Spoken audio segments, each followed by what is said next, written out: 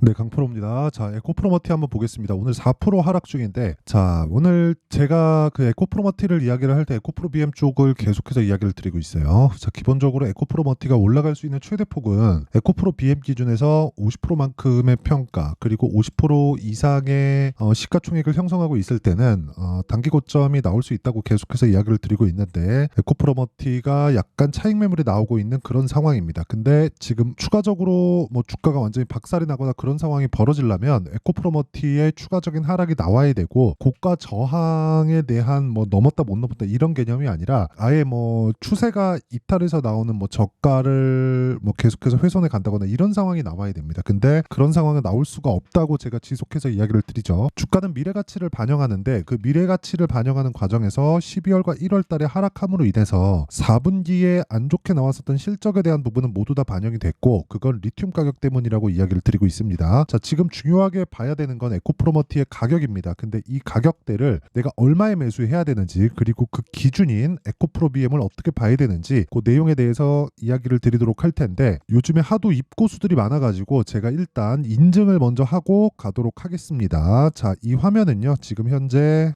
시장 수익률하고 내 계좌 수익률하고 비교하는 키움증권의 1694번 화면이고요. 자동일지 수익률 비교 차트 화면입니다.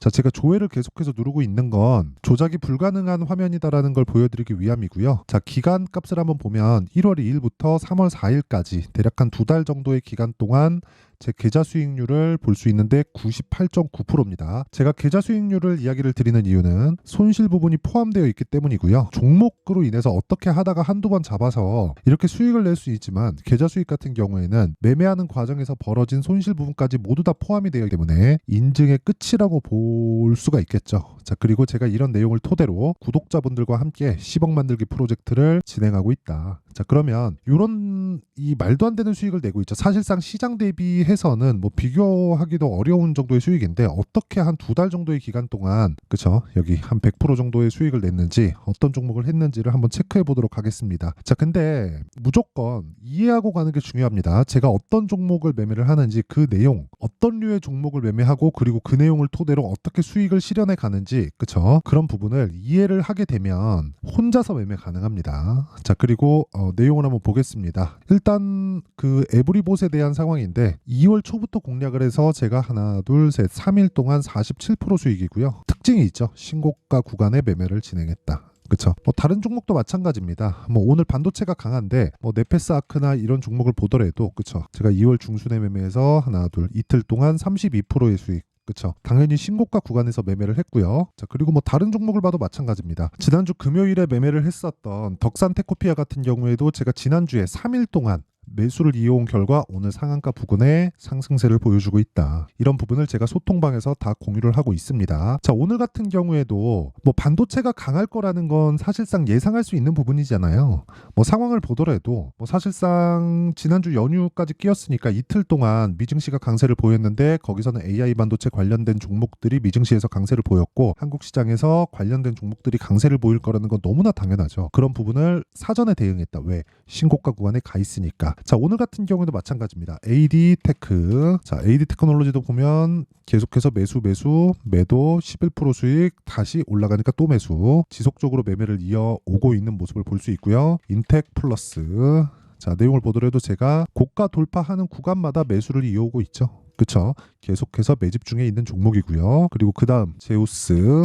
자, 내용을 보더라도, 그쵸, 오늘 4%대 강세 중에 있습니다. 근데 신고가 구간에 있다는 걸 반드시 알고 있어야 돼요. 그리고 이런 매매를 하기 위해서는 신고가 매매에 대한 이해가 필요하고, 제가 그런 부분을 소통방에서 진행하고 있습니다. 자, 매매하는 과정에서 내가 진짜 매매하기 어렵다 하시는 분들은요, 제가 소통방 무료로 진행하고 있으니까 오셔서 10억 만들기 프로젝트 참가하시고요. 무엇보다 무료 진행한다. 왜? 채널 성장을 위해서입니다. 자, 그래서 구독과 좋아요 꼭 좀 부탁드리고요. 상단에 있는 전화번호로 10억, 자, 10억이라고 문자 보내주시면 제가 소통방 입장 링크를 순차적으로 공유를 해드리도록 하겠습니다. 그러면 뭐 인증은 요 정도 하면 된 것 같아요. 그리고 요 내용을 토대로 우리가 에코프로머티를 한번 보자고요. 자, 제가 신고가 구간에서만 매매를 한다는 거는 확인을 시켜드렸죠. 왜 그러냐면 주식은 미래 가치를 반영하기 때문에 그렇습니다. 자, 그러면 에코프로 BM이나 에코프로머티를 제가 미래 가치를 왜 좋게 볼까요? 앞으로 전기차 시대는 올 수밖에 없기 때문이고, 전기차에는 배터리가 들어가고요. 배터리는 양극재가 들어갑니다. 양극재에는 전구체가 들어가죠. 그리고 여기서 양극재를 만들기 위해서는 리튬이 추가되죠. 자, 그러면 에코프로 BM이 하락을 했었던 이유, 그쵸? 12월과 1월 달에 반도체가 강했는데 에코프로 BM은 주도주군에서 멀리 떨어졌었던 이유, 실적이 좋지 않았기 때문입니다. 언제? 4분기 실적이. 근데 실적이 좋지 않은 종목이 저는 계속해서 강세를 보일 수 있다고 이야기를 드려와요. 그런데 왜 실적이 좋지 않아서 하락했다고 할까요? 이미 반영을 했으니까 어느 정도까지는. 그쵸. 근데 시장의 평가라는 겁니다. 이걸 가지고 58만 원이 싸다 비싸다를 논하기에는 사실상 어렵습니다. 근데 제가 말씀드리고자 하는 내용은 그 내용이에요. 시장은요, 미래 가치를 반영을 합니다. 근데 그 미래 가치를 반영하는 과정에서 우리가 확인하고 매매할 수 있는 건 가격이라는 거죠. 즉 미래 가치를 반영하는 게 뭐 실적이 앞으로 좋아질 거예요 하면서 그냥 가만히 있는 게 아니라 실적이 앞으로 좋아질 수 있으니 주식이 먼저 올라가는 겁니다.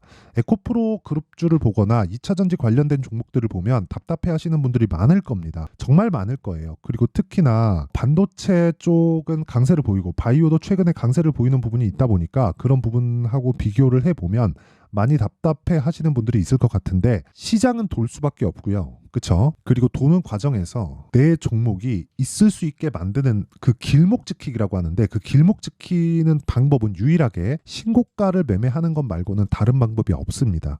그쵸? 제가 이건 장담할게요. 에코프로 BM 같은 경우에도 그쵸? 신고가 구간을 다 거쳐오고 차익 매물까지 다 받아오고 지금은 고가에 올라가면서 형성되어 있는 매물대를 돌파해야 되는 구간이에요. 이 구간에서 우리가 확인할 수 있는 내용이 뭘까요?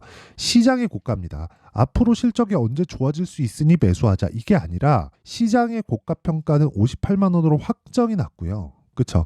이건 시장의 평가잖아요. 나와 보기 전에는 모르는. 그럼 우리가 실적을 비교해서 이야기를 해보자고요. 실적 나오기 전에 알 수 있나요? 어느 정도 예상은 가능하지만 그 예상이 100% 맞는다고 볼 수 있나요? 없죠. 그렇기 때문에 우리는 그냥 눈으로 찍고 볼 수 있는 가격대를 보는 겁니다. 하지만 이 구간에서 하락하고 횡보하는 구간이 길어지면 길어질수록 뭐가 바뀌죠? 52주 신고가에 대한 부분이 낮아지겠죠. 그럼 7월 달에 뭐가 나왔나요? 고가가 형성이 됐고요. 그러면 한 달, 두 달, 세 달, 네 달, 다섯, 여섯, 일곱, 그쵸? 7개월째 지내고 있고 5개월 정도가 지나면 뭐가 돼요? 58만 원의 고가는 의미 없는 고가가 된다. 물론 올라가면 이 구간에서 발생한 매물대에 대한 저항을 받죠. 받는데 이 구간에서 우리가 이런 생각을 하자고요. 52주 신고가를 간 구간부터 우리는 공략하기 시작을 하고, 공략하는 과정에서 우리가 철저하게 매수할 수 있는 타점을 잡는데, 그 구간을 봤을 때 우리는 에코프로 BM이 아니라 에코프로 머티를 봐야 됩니다.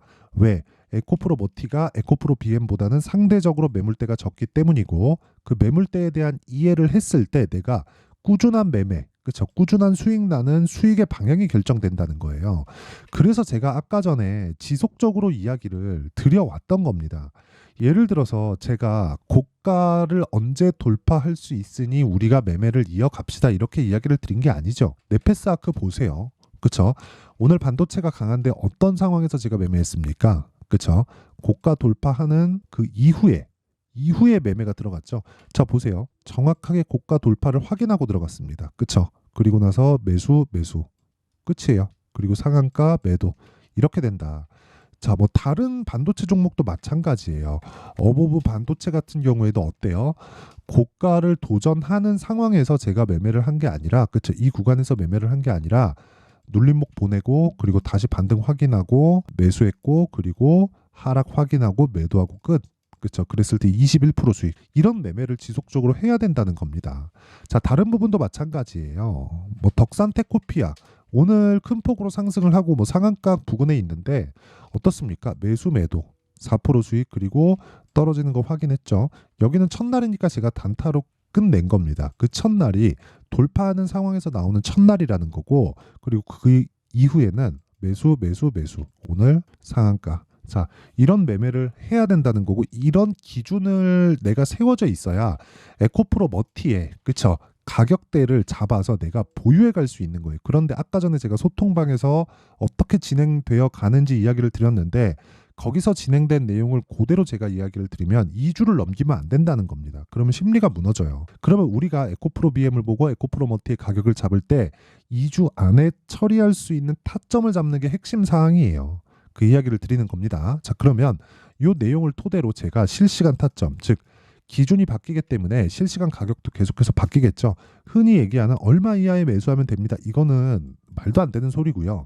기준치가 넘어가는 상황에서 내가 쫓아갈까 말까 그걸 봐야 되는 게 타점을 보는 거고요. 가격대가 바뀌기 때문에 그 타점에 대한 부분은 아까 전에 제가 말씀드렸었던 여기 소통방에서 진행을 하도록 하고요. 소통방은 다 무료로 진행합니다. 자, 대신에 구독과 좋아요 부탁드리고요. 상단에 있는 전화번호로 10억이라고 문자 보내주시면 되고요. 자, 그리고 어떻게 가격을 잡을지 그리고 기준치가 어떻게 변하는지 그 원리에 대한 부분은 에코프로 머티의 가격과 단기 보유 전략으로 준비해놨다.